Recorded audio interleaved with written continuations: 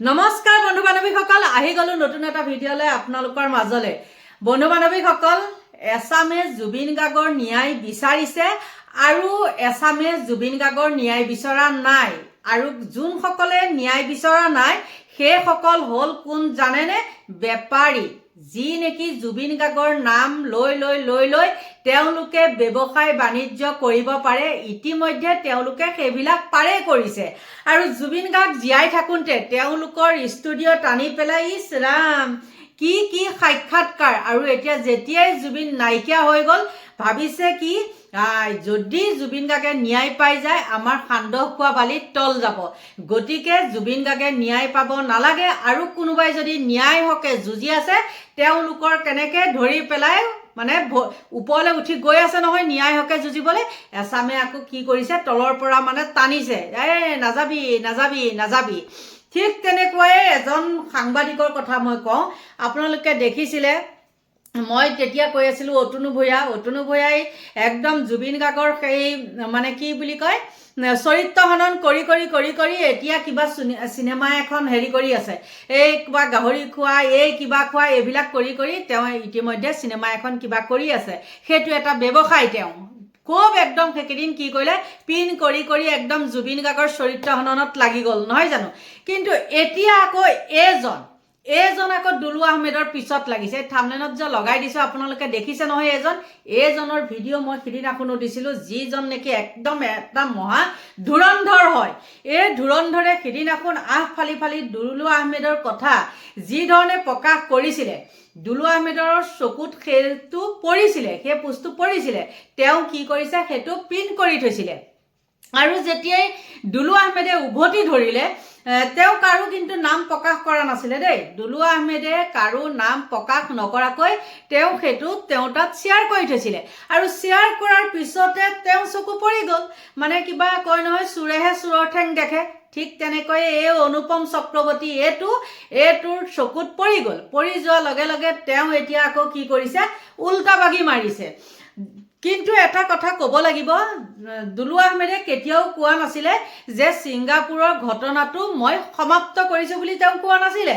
তেওঁ স্পষ্টকৈ কৈছিলে যে মই ছ'চিয়েল মিডিয়াত জুবিনৰ হৈ পেলাই একো মানে বক্তব্য নাৰাখোঁ, এইটো কথা কৈছিলে।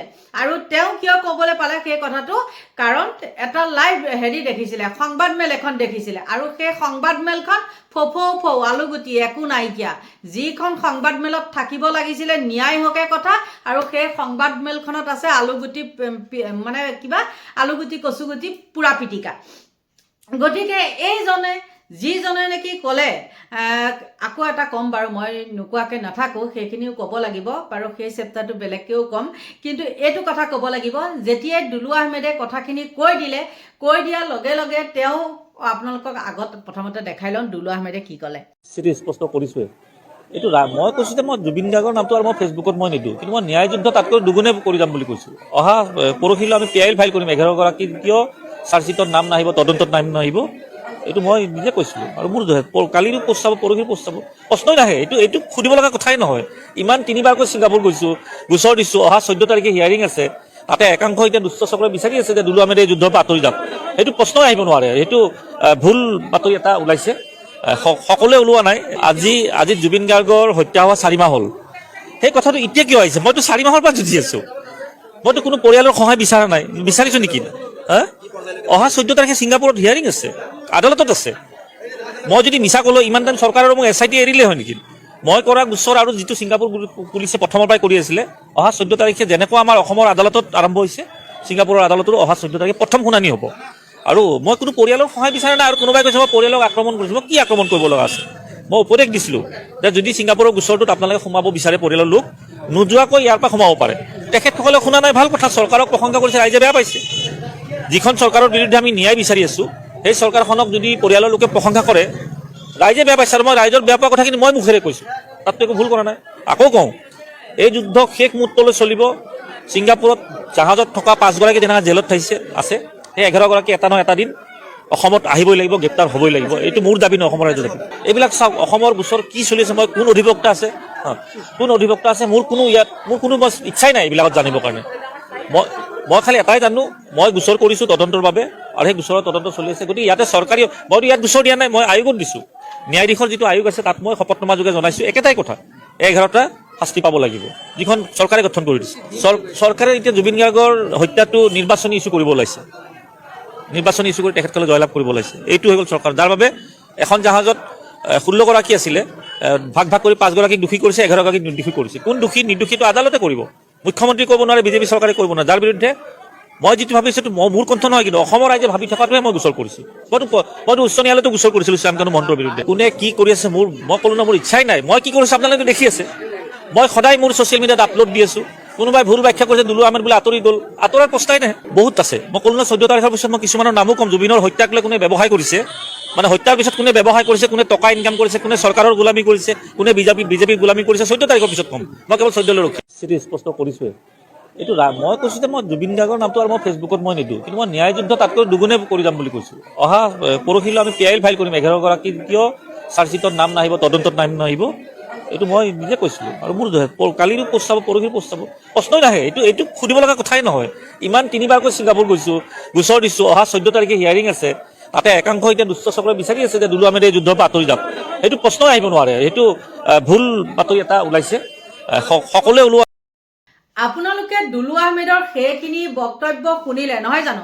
শুনাৰ পিছত আপোনালোকে কওকচোন, সেই দুলু আহমেদে বাৰু কাৰোবাৰ নাম কৈছেনে?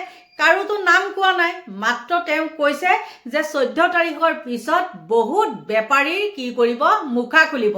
এইজাকক বেপাৰী বুলিয়ে ক'ব লাগিব নহয়নে? জুবিন গাৰ্গ জীয়াই থাকোঁতে জুবিন গাৰ্গক মাতি নি যি নেকি তেওঁলোকে বেপাৰ চলাইছিলে, সেইখন বেপাৰী নহয়নো কি?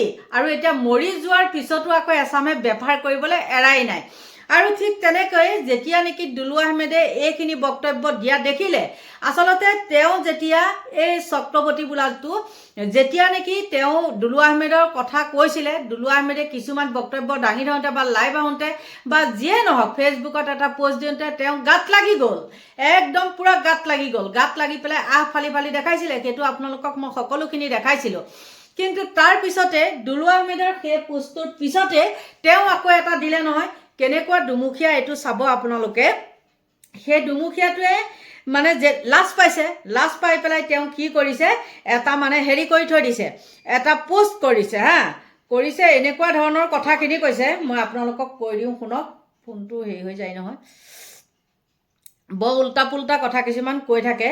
কাৰণ সেই উল্টা পুল্টা কথাখিনি কোৱা মানুহবিলাকৰ মুখকেইখন খুলিব লাগিব। কাৰণ আপোনালোকক চিনাকি কৰাই দিব লাগিব যে জুবিন গাৰ্গৰ লগত কোনে কোনে বেপাৰ কৰি আছে। আৰু এই দুমুখীয়াটোক এনেকুৱা মানুহে জাৰে, তথাপিও লাজ নাই, ইমানেই ক'লোঁ। অতুনু ভূঞাক যদি কোনোবাই এটা মানে সন্মান সহকাৰে কথা কয়, কিন্তু এইটোক নকয়। আকৌ এই যিটো চক্ৰৱৰ্তী এইটোক নকয়। এইটোৱে উল্টাপাক মাৰি পেলাই আকৌ কি কৈছে জানেনে? দুলু আহমেদ সম্বোধন কৰিছে দেই, দুলু আহমেদ, মই আপোনাক এখন বহল হৃদয় থকা বুলি জানো। জুবিন হত্যাৰ বিচাৰি পৰিয়ালৰ মানুহক টাৰ্গেট নকৰিব। আপোনাৰ ব্যক্তিত্ব আৰু উদ্দেশ্যত ডাঙৰ আঘাত পৰিব। বা তেওঁহে গাত লাগিলগৈ, তেওঁক মানে আচলতে ঠিকা দি থৈছে নেকি, সেইটো কাৰণে আচলতে তেওঁহে গাত লাগিলগৈ দেই। ছিংগাপুৰৰ গোচৰটোৰ বাবে ৰাইজে আপোনাক সাহসী কৈছে, সাহসী হৈ থাকক। যি সহায় নকৰে নালাগে, অকলে যুঁজক। ইয়ত পাৰ্টিত থকা কেইজনক সহজতে এৰি নিদিব। কিন্তু তাকে নকৰি জুবিন গাৰ্গৰ পৰিয়ালক আপুনি এইখিনি সময়ত সমালোচনা কৰিলে আপোনাক মানুহে সন্দেহ কৰিব। এয়া মোৰ অনুৰোধহে। ৰাম, তেওঁ বা অনুৰোধ কৰিবলৈ কোন? তেওঁ ধেমা ধৰাই এটা মহা ধুৰন্ধৰ, এনেকুৱা ফটুৱা এটা। আৰু সেই ফটুৱাটোৱে আকৌ দুলু আহমেদকহে উপদেশ দিয়ে। দুলু আহমেদে কৈছে নেকি, তেওঁ নাম ধৰি কৈছিলে নেকি? তেওঁ যে এতিয়া দুলু আহমেদক টাৰ্গেট কৰি যে কথাখিনি কৈ আছে, তেওঁ গাত কিয় ফৰফৰণি লাগিলে? কিবা যদি কথা কৈছে, আঘাত হনা কথা কৈছে, তেন্তে হ'লে তেওঁলোকে কিয় ফেচবুকত নানানটা পোষ্ট কৰি থাকিব পাৰে? তেওঁলোকে কি ক'ব নোৱাৰে নেকি যে দুলু আহমেদে এইটো কৈছে সেইটো কৈছে? কোনোবাই ক'ব পাৰিব নেকি যে দুলু আহমেদে ইমানখিনি কথা কোৱাৰ পিছতো গৰিমা গাৰ্গে কিবা উত্তৰ দিছেনে? সাহস হ'বনে উত্তৰ দিবলৈ? বোলে আমি লগত আছোঁ, তেনেকৈও এটা কৈ পাইছেনে? নিশ্চয় নাই পোৱা। কিন্তু এই ধেমাধৰাটোৱে কি কাৰণে কি যুক্তিত লাগি আছে নিশ্চয় সকলো জনসাধাৰণে বা জুবিন অনুৰাগীসকলে গোটেইখিনিয়ে গম পাইছে। আৰু যেতিয়াই নেকি ভাবিছে যে দুলু আহমেদক এতিয়াই টাৰ্গেট কৰি পেলাই যদি মই ভৰিত ধৰি মানে কি কৰোঁ চুচুৰাই নানো, ওপৰলৈ তেওঁ উঠি গৈ আছে। যি হওক নহওক নাজানো, কিন্তু তেওঁ এতিয়া কি কৰিছে তলত মানে ধৰি চুচুৰাইছে, কাৰণ মুখা খোল খাব বুলি। কাৰণ দুলু আহমেদে ইতিমধ্যে প্ৰকাশ কৰিছে যে 14 তাৰিখৰ পিছত, জানুৱাৰী 14 তাৰিখৰ পিছত মই সকলো বেপাৰীৰে মুখা খুলিম। গতিকে বন্ধু বান্ধৱীসকল, এইজন সাংবাদিকে কয়নে বাপৰে কিমানটা চেনেল সলালে এতিয়ালৈকে। কিহৰ কাৰণে বাৰু সলালে? বেপাৰীৰ কাৰণে জানো সলোৱা নাই? আজি ইয়াত মাৰ্কেটটো ভাল নহ'ল সিটোলৈ গ'ল, সিটোত ভাল নহ'ল সিটোলৈ গ'ল, মুঠতে তেওঁ ঘূৰিয়ে আছে আৰু সেইকাৰণে এতিয়া তেওঁ মানুহৰ পৰা পাই আছে। গতিকে বন্ধু বান্ধৱীসকল, আপোনালোকে ভুল বুজিলেও উপায় নাই, যিটো হয় সেইটো কমেই। কাৰণ দুলু আহমেদে কাৰো নাম মেনশ্যন কৰি কোৱা নাই, কিন্তু এই বেপাৰীটোৱে, এই ধুৰন্ধৰ এই অতনু ভূঞাহে আহিছে দেই, সেইটো অনুপম চক্ৰৱৰ্তী বোলাটোৱে কি কৰিছে কথাখিনি উল্টা পুল্টা কৰি থৈ দিছে। আৰু ইফালেও কয় সিফালেও কয়। আমাৰ যে মুখ্যমন্ত্ৰীয়ে কয় বাপৰে মোক ইখন গালতো চৰিয়া সিখন গালতো চৰিয়া, ঠিক তেনেকুৱা হৈছে। আৰু ময়ো লৰালৰিকৈ ভিডিঅ'টো বনোৱা মানে কাৰণে কি হৈছে জানেনে, অতনু ভূঞাও কৈছোঁ, অনুপম চক্ৰৱৰ্তীও কৈছোঁ, যিয়ে নহওক তেওঁলোক একেখালৰে মাছ, দুইটাই একেই কান্ধুলি মাছ, ইফালে সিফালে কৰি থাকে। গতিকে বন্ধু বান্ধৱীসকল, আপোনালোকৰ পৰা লৈছোঁ বিদায়, বাই বাই।